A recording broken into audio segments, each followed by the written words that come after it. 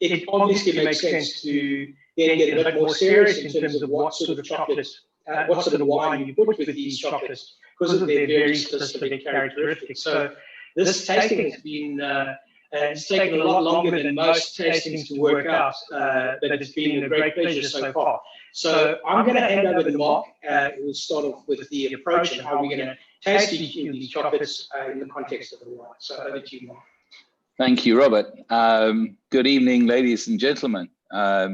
This is the inaugural wine and chocolate tasting of WEA. I think Robert and I have been talking about an event like this for 10 years. Yeah. So finally we've got around to doing it. Yeah. So let me explain a little bit about the chocolate and where it comes from. The maker is a gentleman in England called Willie Hardcourt Coos, who became very famous in a BBC series about his struggle to start a chocolate factory called Willie's Wonky Chocolate Factory. I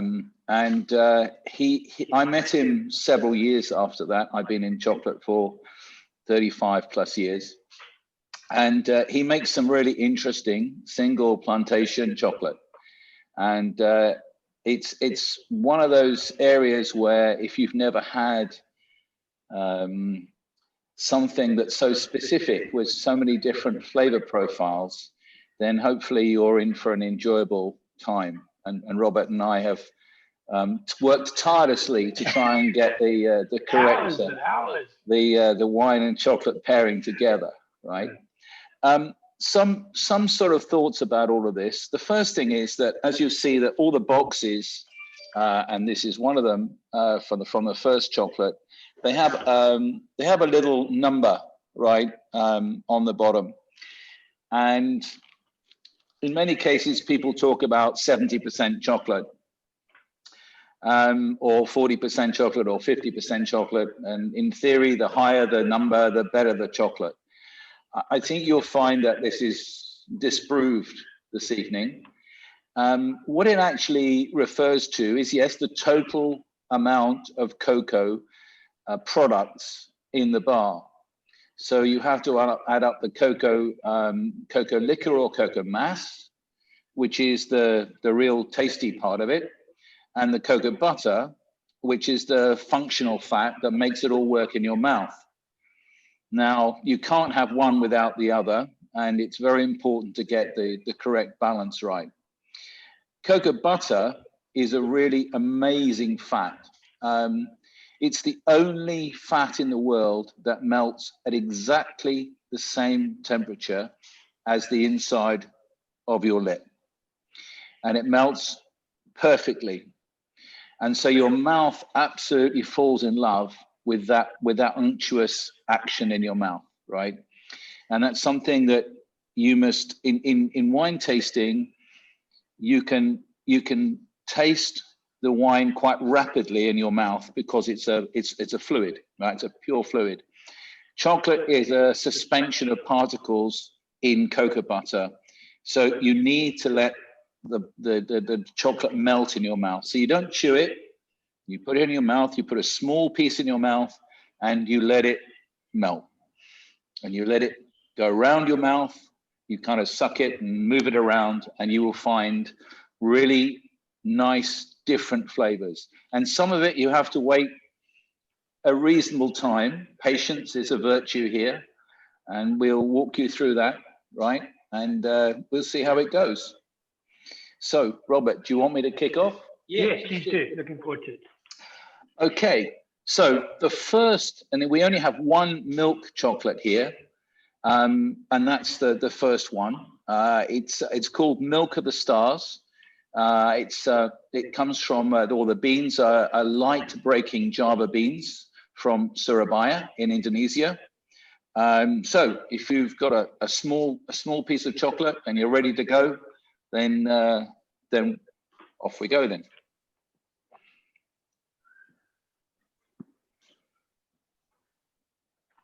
Thinking back to 3 weeks ago, we did this benefit of hindsight, of course, but this one really does show that milkiness as opposed to the rest. Yeah. So Stands out that way. because it's got some milk fat in, it melts quite rapidly in your mouth, and you get toffee, caramel at the top of your palate, and it's probably not like a milk chocolate you've ever had before, right? No, I can see someone is shaking their head, right? It's really quite unusual. Let it happen. Just let it work in your mouth, and you'll get this lovely caramel toffee note, right? It's very, very pleasant indeed. So it's got about twice as much cocoa mass in than a normal sort of bar of standard milk chocolate. Has something like 12% in of cocoa mass. My guess is this has got something like 25% in, with maybe 8 or 9% of added cocoa butter. So it's a really nice blend. Robert, I can see people drinking wine, so I think you ought to help them. Let me jump in. Yeah. Well, personally, I've been drinking since 11 o'clock this morning, but that's just me. What I was trying to do with the wine end of things with this one was, I recall the sort of primary flavors that came through of the caramel and possibly a little bit of butterscotch. What I was trying to do with the wine was choose something that really incorporated a lot of the influence of Nebbiolo and Barbera and Sangiovese. And I decided to bring something not from Italy, but from South Africa. This was quite an interesting wine in that it uses 3 Italian styles, varietals, and then goes and throws Pinot and Syrah into the blend as well. So the lovers of AOC designated wines will roll their eyes and in horror that these people in Hermanus are blending all 5 of these varietals together.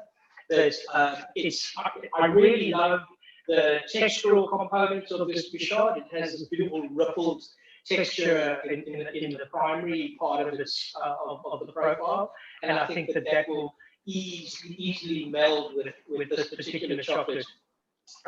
Just very quickly before we go on to any of the others, there's 2 basic rules when it comes to food and wine matching.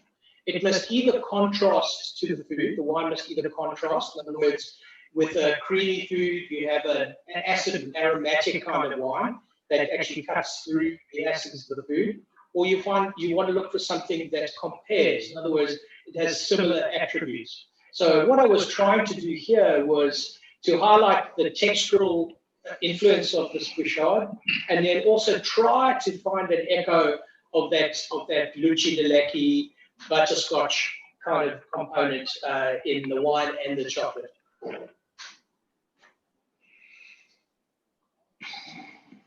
I think today it's quite interesting. It's showing me more cherry and plum than it did before. This is an interesting wine because it has amazing ability to cellar. It's something that you can treat as you would treat a Barolo or a Barbera. It's a wine that can really travel for a long time. And this is a 17, I think, and it's just starting to peak out in terms of what it can do. So let me hand you back to Mark to talk about the Surabaya Gold, which is also an Indonesian chocolate. Yes, indeed. So this first dark chocolate comes from exactly the same terroir as the first, except the beans they're called dark breaking beans. The first one was made from light breaking beans, which means you can use more cocoa mass and still have a relatively light colored chocolate. Now is a good time to have a little sip of water. The cocoa butter needs to be washed out of your mouth, so you can start again. You might well have done it with the wine, but you can't be too certain. So the number on this one is 69, which is a great number to start off with.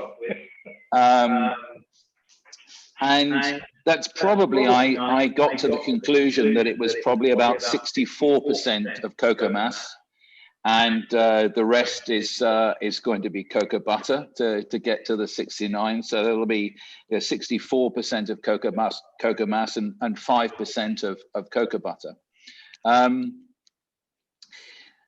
Obviously, because it's dark chocolate, it's not going to melt quite so quickly in your mouth. So just start to enjoy it.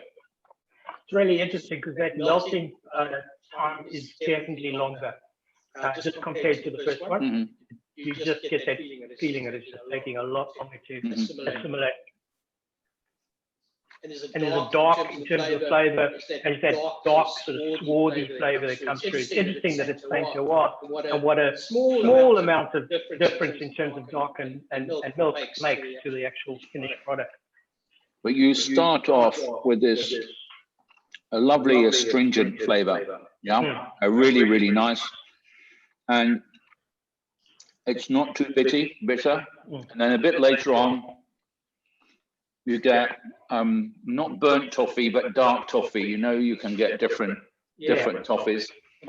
There's this lovely dark toffee taste. You wouldn't really say, if you put this into someone's mouth, they may not even tell you it's chocolate. Yeah, it could. You can't do anything really. You know what I mean? Yeah.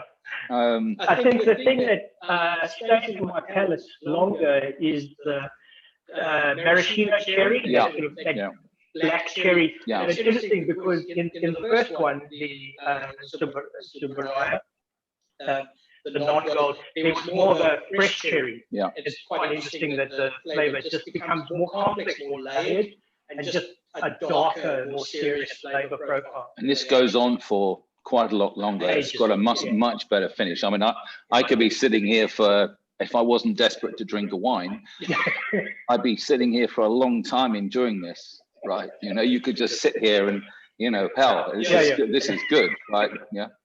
Well, I'm glad I chose the Pinot because this is a blank canvas from New Zealand. It's the highest rated Pinot from Campbell for this particular region at 95 points. It's around $40 a bottle. The thing that really appealed to me was the process that they took in making the wine, whole bunch. So it's very serious in terms of the extraction of initial fruit flavor. I think what I was trying to do was echo the darkness, the dark profile of the chocolate with a very serious Burgundian kind of approach to the manufacture of the Pinot. But I think in retrospect, what's come out for me is cherry in the Pinot and cherry in the chocolate. So in this instance, I think it's a comparison rather than a contrast that's really come through for me the most.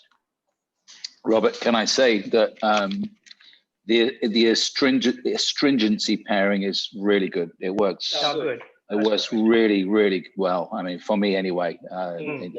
My mouth is having a 69 at the moment. I have to say, right? Am I allowed to say that? Absolutely. Okay, good. We haven't got banned yet. I'm sure it's going to be better. Well, we'll have to work harder at it. So we've got Colombia next, La Lombos. So what's the number? What's the number? This is 70%.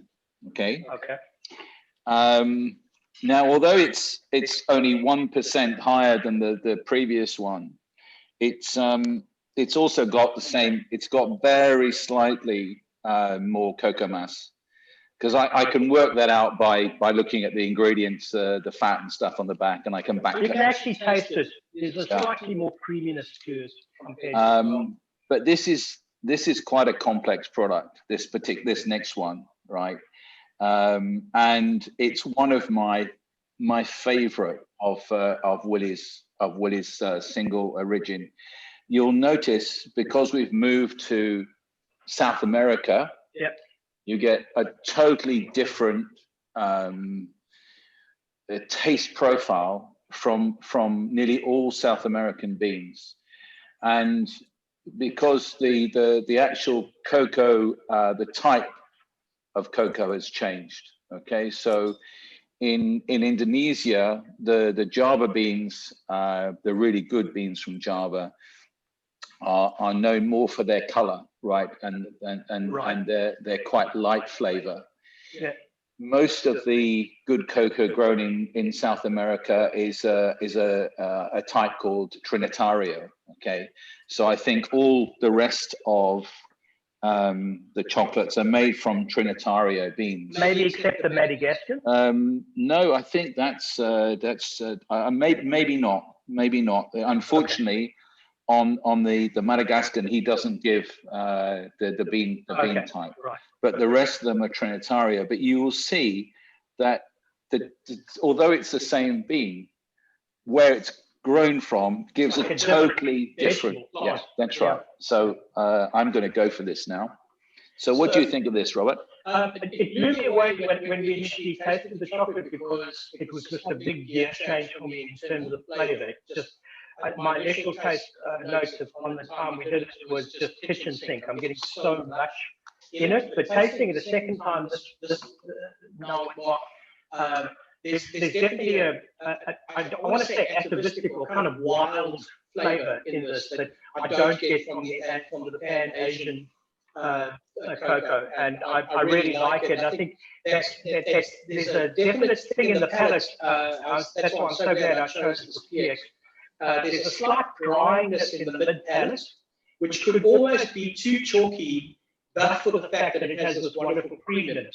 So the cream just comes in and just wraps it up and finishes it so very, very well. So my reasoning for the PX, the PX talks a lot about Christmas cake, ginger, and again toffee, and a sort of roasted toffee kind of flavor, and that seems to fly all the way through with this chocolate. It might not necessarily be something that actually compares, but the complexity of the PX seems to wrap around that chalkiness in the chocolate, and it just seems to have a really good marriage. I looked at Robert's wine choices, and I looked at the color of this wine, which is really quite startling, and it looks fantastic. And I had a little sip before we started, and I said, "Oh, it's got this spicy note," and this Los Llanos Gold has got this quite fast start, red fruit, and then you get plums, and then you wait a little and you get spice, and it's a balance is just fantastic. It is such a complex chocolate. I mean, it has, I don't know how many different little profiles in it, and if you wait, you get more and more pleasure out of it. You know, it's quite dizzying, the layers in it. It's very clearly the most complex that we've tasted tonight. The other one which seems to match it, but for different reasons, is the next one, the Madagascar. Number 3 and 4 were probably my favorite in the previous tasting. There's a question from Matt. Why is the bark, Matt? I'm not sure which one you're referring to. Why is the bark physically different from the others? Yeah, sorry, I was looking at number 3. The one you had, and it's just a big slab as opposed to Hi, Matt. Willie has only recently got molds with little squares in. Okay, the previous batch I had from him didn't have any squares at all, right? And you had to break it up. So this is obviously one of the last batches from his molds without the squares in. So probably the next batch I get will have squares in. It makes it. We've got bin. You're saying we have the bin end then? I'm not like Robert. You get a fresh product from me, right? Just kidding. Thank you. No, it's okay. We're good friends over here, right? Well, we are at the moment. Maybe not at the end of this. But I think it just shows for those of you who have never enjoyed or understood how complex something like chocolate can be. You don't need a lot of it, and luckily it's not alcoholic, because then it means Robert still has something to sell. Because if it was alcoholic as well, it would be quite incredible. So for the first time we're doing 2 at once, and the wine is absolutely stunning with it, right? Sherry, we were going to do Capone, but we doubled up on the chocolates. One of the chocolates was doubled, so I pulled it up. That's why you're not here. Is it Brunello? You're not seeing the component, but you're seeing that particular chocolate, the Rio, you're seeing it later, number 6. The chocolate that has been duplicated in the liner. You're not out of order. No, it's just the wine. It doesn't. Right. The first wine, number 1, is the Bouchard.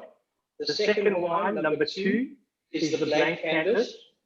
The third chocolate is the Turkey PX, the orange, yellow. We are. Okay. If you look at the website, you'll see the amended. So let's go on to the Madagascar chocolate, number 4. Before we jump off that, the wine I have smells like an Amontillado. Yes, it's coming from the fortified genre, being a Pedro Jimenez. It's a Spanish style of fortifying wine, but this instance it's done in the Barossa. So this is you're exactly right. This is the Turkey Flat PX. Yeah.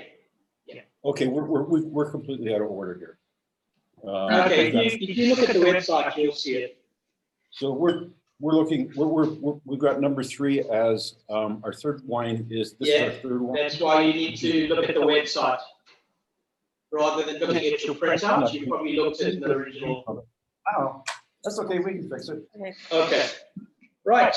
So Robert, do we have to start again? Yeah, I'm happy. Yeah, I think so. Which one are we? We're on. You're on number 4 now. Number 4, the Sambirano Gold from Madagascar, which is paired with the Vina Real Crianza. Okay, we're really screwed up here. Okay. All right, just refer to the site. It'll show you. Would you just for our sake, would you show us which package you're using? And I'm not sure which number we've got. So this is number 4. That's number 4. The Sambirano Gold. Okay, I have that one. That's number 4. Good. Okay, and the wine that goes with that should look like. Is that the Brunello? No, forget about the names. Just go to your jars with the numbers. So go to jar number 4. Yeah. That's the wine we're tasting with this one. The Poulet Real. Is this one 4? Yeah. I'll circle back to you in a private chat. I don't want to hold everybody else up. Yeah, we stop there because people need to go. Yeah, I'm sorry. I'm kind of confused. All right. Okay, Mark, over to you. Okay, Sambirano Gold, Madagascar, very unusual place. Anyone who knows anything about Madagascar, it's got an enormous, great mountain range in the middle, and one half is very dry and one half is very wet. It's a nightmare place to grow cocoa beans, but if they do grow, they have some amazing flavors to them. And it's also a place that used to have a lot of light-breaking cocoa, but unfortunately it all got wiped out in a hurricane, goodness me, many years ago. This is a really interesting, again, different chocolate with, you'll find that it says 71%, and in fact, it's got very little cocoa butter in, right? And it will take a little time to melt in your mouth. But when I was tasting it again yesterday, I wrote so much, it wasn't too much for me to even put down, I think. I have fruits, strawberries, sweetness, blackcurrant, summer flavors. For me, it's again very, very complex. What I was looking for was a wine that really was relatively primary. I didn't want anything that had too much oak. So I chose the Crianza, which is a fairly limited time in barrel. It's predominantly Tempranillo, 70% Tempranillo, and then 30% split between 3 varietals of Grenache, Muscat, and Llanos. For me, my initial notes of the chocolate was something with a soft grip. It's a little bit of chalkiness, but I wanted a wine that was also relatively easy. I wanted a wine that was going to meld relatively simply with the chocolate. And hopefully it's managed to do that. I didn't want anything that played too strongly because the impact of the Sambirano gold was, I wanted that to shine as the primary flavor in the combination. And you know, this is the first one we've had that actually tastes a bit of chocolate, you know, because it's got this chocolate finish to it that's definitely there.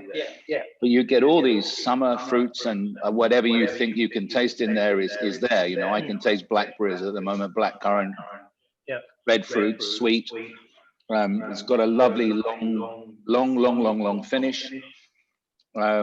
It's really super. And in fact, you're getting a little bit more acidity, right, than you had in the others, which is definitely from the terroir.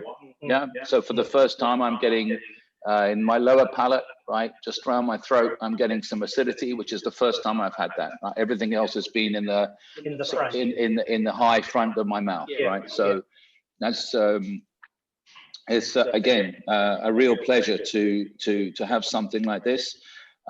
You don't see much. I don't think there's only a very small amount of chocolate you can find from Madagascar. The amount of beans coming out there is not very good, and quite often the crop is damaged by rain. So it takes a lot of effort to get really special beans out there, and the quality is kind of all over the place because of that. In terms of terroir, does the production of coffee follow the production of chocolate? So Zimbabwe, for example, used to make great coffee.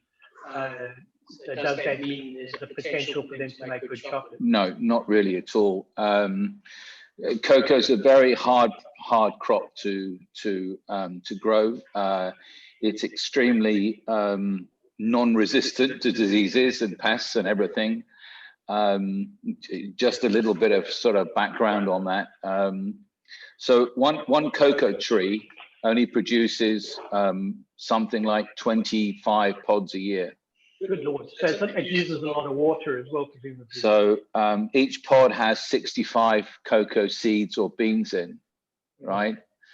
So you imagine you need to give you because it's grown in really emerging markets. Cocoa only grows sort of 15 degrees either side of the equator, right, which adds in just about every poor country in the world that's in a hot climate. Yeah. So your average cocoa farmer probably has 1 hectare if he's lucky. And out of that hectare, he might produce 400 kilos a year. Gosh, so it's just almost nothing when you think about the primary income they're making from it. So you need thousands of cocoa farmers. I mean, if he was good at what he was doing, he could produce a ton a year from the hectare. But that's about sustainability and everything else that goes around it. Yeah. But it means you need hundreds of thousands of cocoa farmers to actually produce volume. To produce a volume of chocolate. So the people who are making these beans, they know what they're doing. They probably got maybe 50 pods per tree if they're really good. The amount of seeds per pod doesn't change, but obviously, you know, it makes a big difference. But they're really they know when to pick the pods. They know how to ferment them. They know how to dry them. I mean, cocoa has. We did a little video recently, and we tried to do each step. So from the tree to a bar, at a minimum, and in fact, you know, there are many other steps, but 21 steps, right? So if you imagine coffee, it's about 5, yeah? Almost simple. So it's very simple, and it doesn't follow at all, because coffee can grow at altitude, while cocoa really, I don't know, 500 meters is kind of max, because the temperature is, obviously, as you go higher, the temperature becomes colder, and cocoa really needs a hot, humid temperature. Yeah. Okay, let's get on to the Venezuelan number 5. Sorry, I was just trying to. Oh wow, the wine is. I'll have a bit more. Sorry, can I just really enjoy that? Oh, it's kind of interesting because it's got a lovely red cherry. Yeah. Wonderful. And it also cleans the palate. I was a bit worried about doing that PX in the middle of everything. So it's a nice follow on from the PX. So now we go on to something from Venezuela. Last Trincheras Gold, which is going to be paired with a Gemtree small batch Grenache. This actually has got, it says it's got 72% of cocoa solids, but I know for a fact it's only got about 66% of cocoa mass. So in fact, this has got less cocoa mass than the previous one. We moved to Venezuela. Venezuela produces quite distinct flavors in nearly all of its cocoa beans. And it's really just like wine, you know, the earth it comes from, the terroir it comes from, it has got a big influence on how it tastes, right? Which is something I don't think people really know. I wrote in my notes, super chocolate start, very fast, really nice. And then you get something that you will be really surprised with. Well, you should get some kind of hazelnut note. Yeah. There's definitely a lot of nutty influence. What I was trying to do with the wine was younger Grenache, particularly out of Australia, shows this kind of cherry cola exuberance at an early stage. And I wanted that influence to match with the sort of swarthiness of the Venezuelan chocolate. And I think it's kind of done that. It's actually showing quite aggressively. It's quite exuberant and abundant. I'm actually finding some plums and some violets. It's kind of just big jazz hands in terms of its flavour. And I think it's might be a little bit too exuberant given the chocolate. But, so we haven't had. Sorry. So I put my hands down. I'm really loving the Grenache. I think there's a certain kind of oiliness about it which really appeals to me, and it seems to integrate well with the chocolate, particularly in the mid palate. So for me, one of the things that strikes me straight away is this real chocolate flavor, and not so much cocoa, but chocolate. You know, how if you imagine that, you think that. If you imagine what perfect milk would taste like, and you think of a cow, right? So if you think what perfect chocolate would taste like, and that's for me what it should maybe taste like, then you've got these amazing flavors of hazelnuts and a long finish. Then a bit of bitterness, and then you get this. You know, when you have a sweet that makes you salivate, right? Yeah. And then you want more, right? This is you know, it really does. It's got that methodology in your mouth that makes you salivate, because I can feel that happening. So if I'm salivating, then I need some wine. Yes, Robert? I think that slight bitterness in the chocolate is played out against the sweetness of the Grenache. As this Grenache ages, it's going to lose that primary vivacious component to it. But right now, as it's tasting right now, I think it kind of merges quite well with that slight astringency. So, I don't know how many Venezuelan women you've met, but I wouldn't say this is so swarthy. You know, I mean, you talk about swarthy Venezuelans. I understand what you mean, though. Yeah, it's a little bit. Big, I don't want to say rough, but it's quite boisterous. It's fighting on my tongue. You know, I've got a little battle on my tongue going on, which is really nice. It's making me think about it, right? And it's also making me salivate as well. I think so that works. It works really. Yeah, really I think that the chocolate's actually helping augment the flavor profile of Grenache. I really like them as two independent things being put together and actually being better as a result. But in order to match the chocolate as well, I'm having to work the wine in my mouth a bit, you know? Yeah. Do you understand what I'm saying? It's like, you know, you can't let it just sit there. You have to make it move around to really enjoy it, yeah?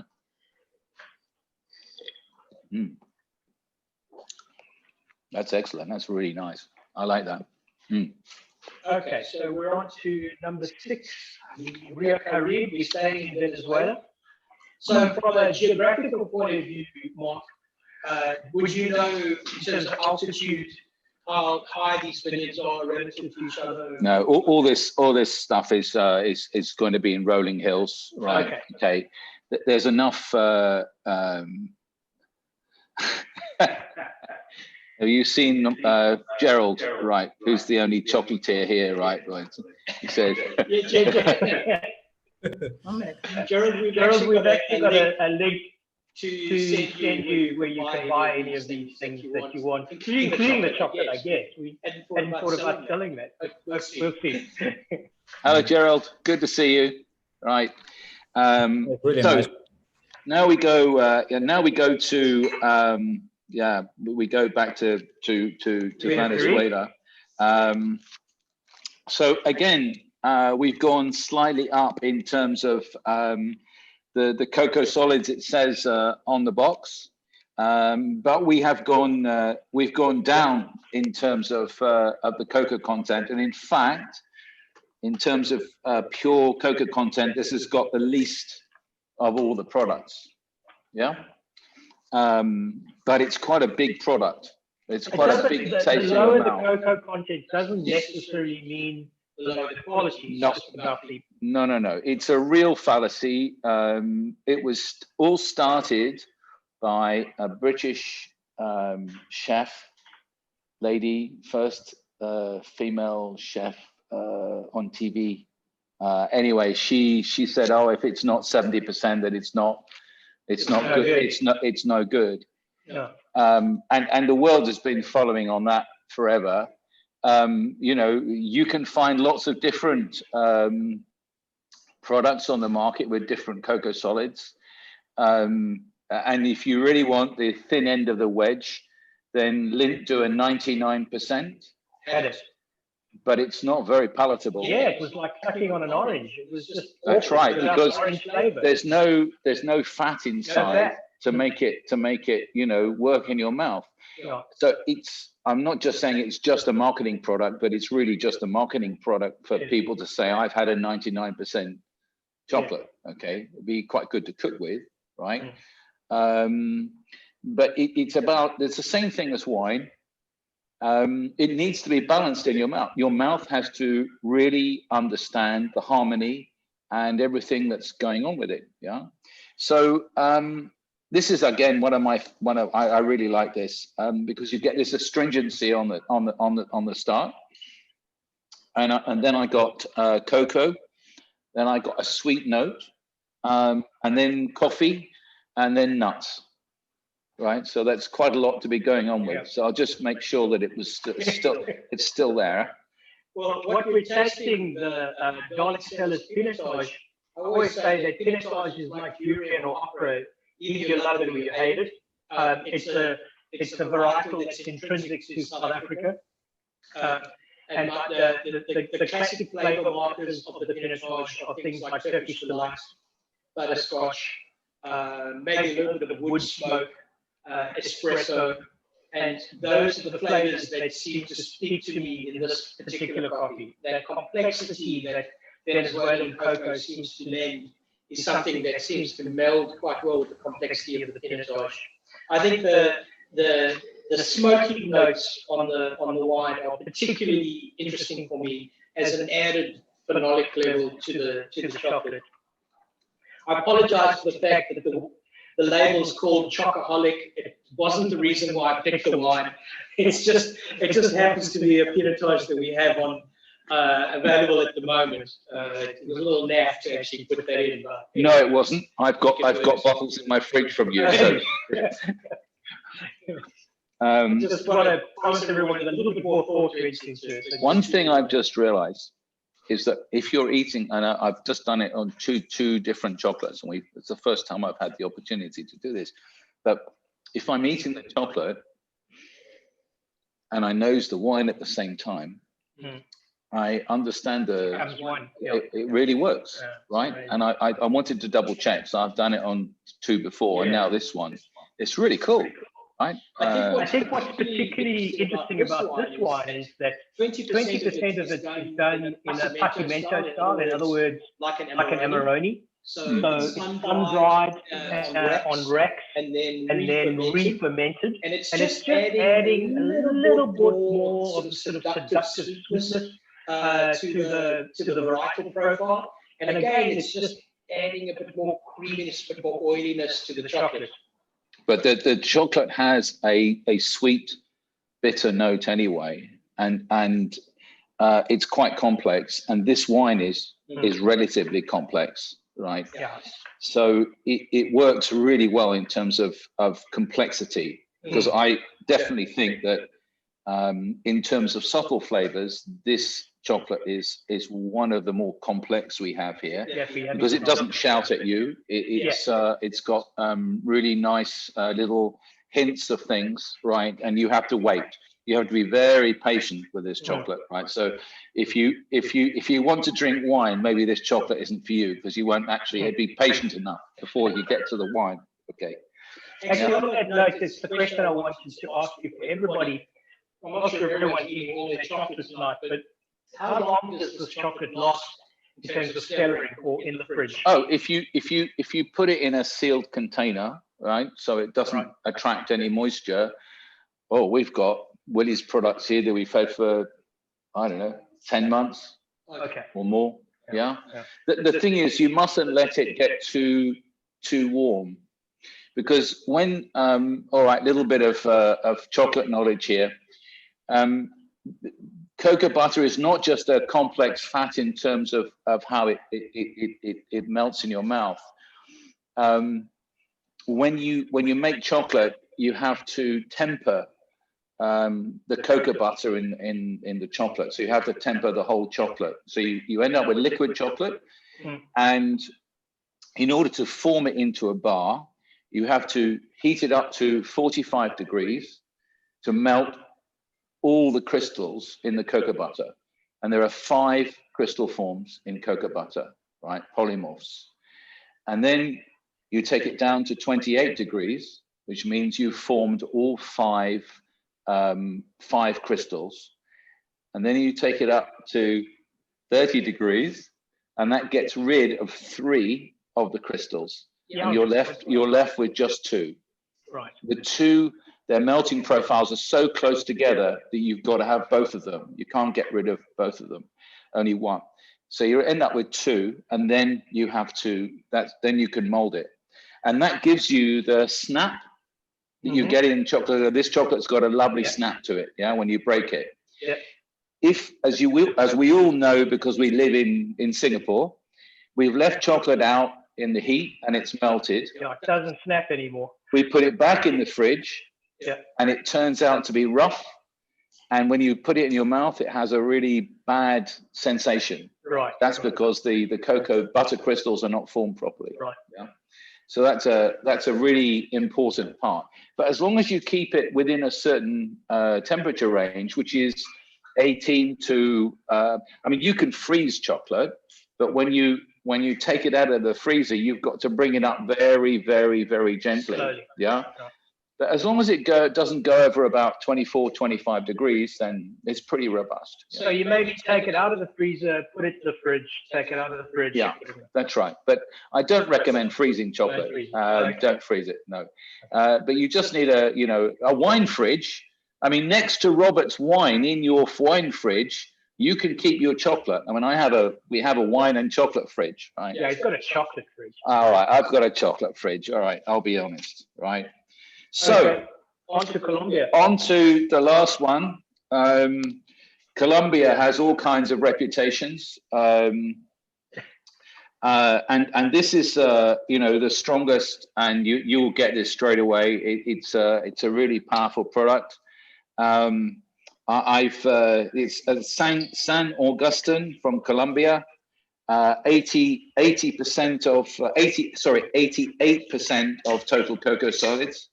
I reckon it's got about 83% of cocoa mass, and this is about as much as you can put in a product before it becomes uncomfortable. It's got a big flavor, as you will find out. instant dark cherry. And then if you wait a bit longer, you get damson. I don't know how many people know what damson tastes like, but no, you can make damson wine, so you should know, right? Okay, I should know. But it's another red product, but it's got a little bit more astringency to it. Okay. Yeah. And once you start letting this, because it's got so much cocoa in it, it takes a long time to melt in your mouth, but it will just keep going. You can have it in there for a long time, right? I think it's that astringency. When you talk about astringency, I think what I'm looking at is that chalky tannin. And so what I did here was just put the kitchen sink at it with this Muscat from McWilliams. 98 points. It's won everything in Australia. It literally isn't a fortified competition that it hasn't won. And strangely, it might be the reason why McWilliams has just gone into insolvency, but this is only $70 per bottle. For a wine of this quality and the cost in terms of production, it's a seriously good wine. And I think that massive flavor profile in the middle of your palate is just jumping in there and just enveloping the chocolate. But also you can see, as you start going up in cocoa mass and less in cocoa butter, it tastes slightly drier on your mouth, right? So you've got a dryness there, and actually, if you leave it in your mouth and you wait,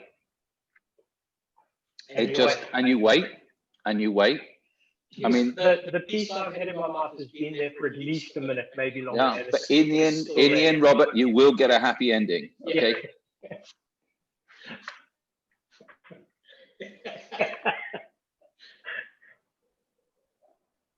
It's really amazing. Really amazing.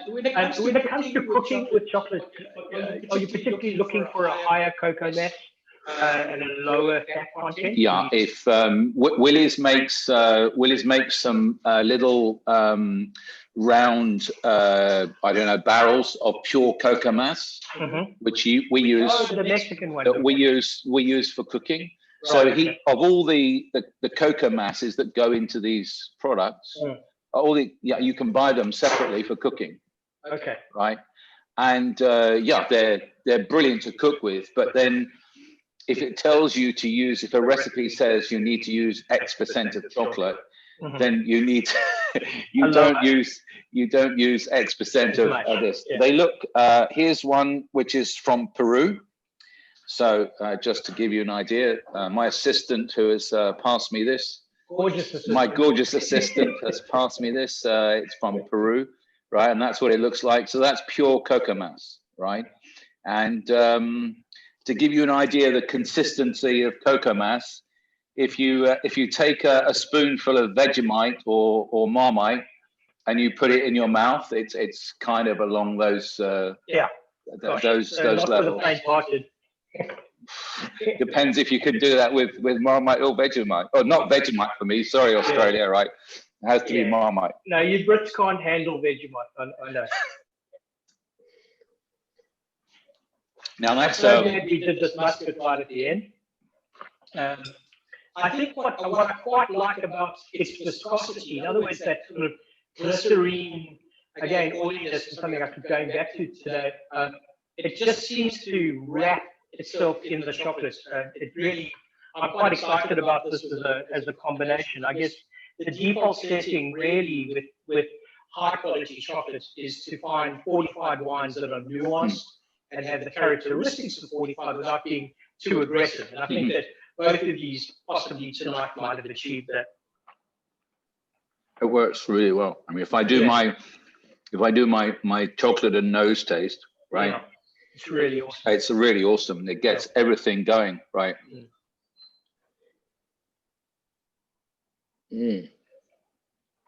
That's really good.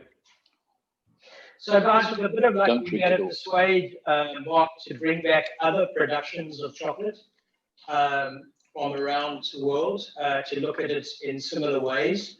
It seems that now that we're living in the digital era, these kind of tastings are quite easy to do, and we'll hopefully be doing some more. So I want to thank you, Mark, for taking the time and effort to do this with us, and invite you to come back and drink some more wine with us as soon as possible. Well, from my perspective, I'd really like to know, because I think a lot of these lovely people have been tasting wine with you before. Yeah. So therefore, they'll give you some honest feedback. Yes. And as it's the first one we've done, I think it's very important that we understand what went well and what didn't.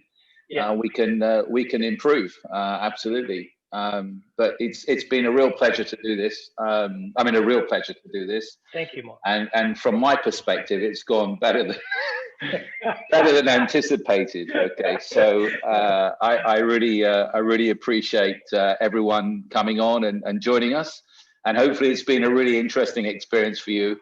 And there's more to chocolate than meets the eye. That's all I can say. For sure. Mark, Guys, remember your glass jars. You get a credit of about $50 for any jar that finds its way back to us, so that we can recycle another. Sorry, there's a question. Andrew, you've got a question. Yeah, I'm sorry. Sorry, Robert. Thank you for accommodating me. I'm sorry we turned up a couple of minutes late. I just missed the intro from Mark. You're based in Singapore, are you? Maybe, I'm sorry if you repeat yourself. I wouldn't mind just 30 seconds on you, and how do we buy your product, more importantly? Okay, well, it's not my product. It comes from a guy called Willie Hardcourt Coos, and you'll see from his product. It's called Willie's Cacao. Okay, actually, I buy it direct from him, and we didn't know how much interest we'd get out of this, did we, Robert? Right. You should have bought triple. We have a couple of boxes left. If someone wants to buy them, then we're very happy.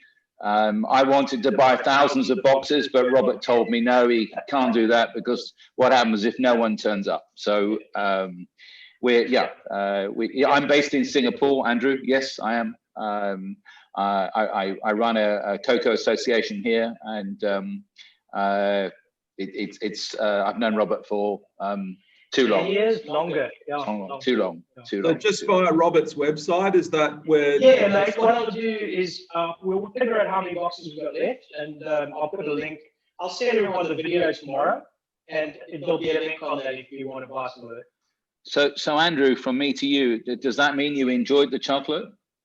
Yeah, I think it's just, to be honest, it's fascinating. Like, we've all done many wine tastings, but I've never done a chocolate tasting. And, we all had, I'm sure Cadbury's at one end and Godiva or whatever on the other. But I don't think we've ever had the education around it.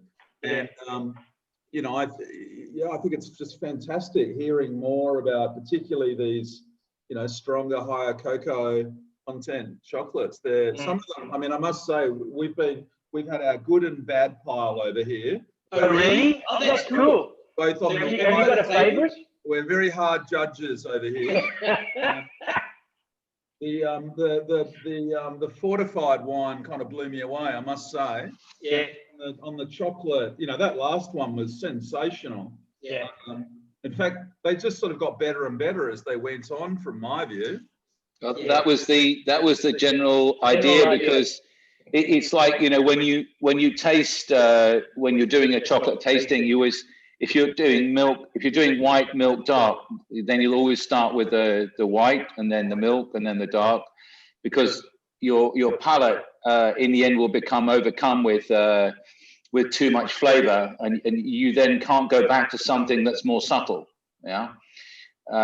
So that's the way we structured it. That's why I structured it, to make sure that as we went through the tasting, we went up with each level of flavor. Yeah. Now, I just need, as a chocolate professional, I just have a very key question. If you're much bigger than your partner and they really like chocolate, you should get more, though, because it's a size-based allocation, not it's written in the stars, Andrew. Definitely. No. Andrew, your mouth, even though your mouth is obviously bigger than your partner's, that doesn't mean you need a bigger piece of chocolate in it. Okay.